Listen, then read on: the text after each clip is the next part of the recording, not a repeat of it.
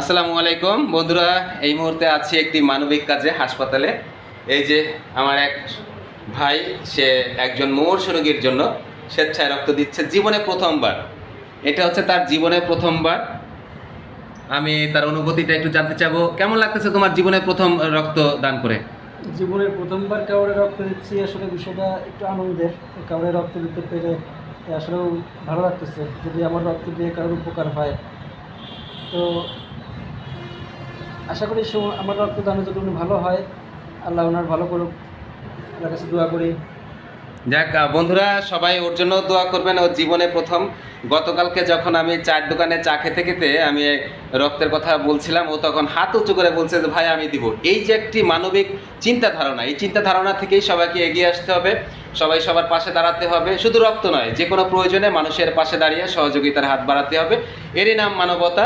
এটাই হচ্ছে মানবতার কাজ। সবাই ওর জন্য দোয়া করবেন, আল্লাহ যেন ওকে সুস্থ রাখে এবং বছরে ও নিয়ত করেছে বছরে 3 বার রক্ত দিবে ইনশাল্লাহ। আর যাকে রক্ত দিচ্ছে সেও আমাদের এলাকারই এক বড় ভাই, খুবই দরিদ্র পরিবারের। তার আসলে একটি মারাত্মক রোগ হয়েছে। সবাই দোয়া করবেন এই রক্তদানের উসিলায় যেন সে সুস্থ হয়ে যায়। এটাই যেন তার জীবনের সবচেয়ে সর্বশেষ রক্ত নেওয়া যেন হয়, সেজন্য সুস্থ হতে পারে। এটাই হচ্ছে সবচেয়ে বড় কথা। সবাই সবার জন্য দোয়া করবেন। আসসালামু আলাইকুম।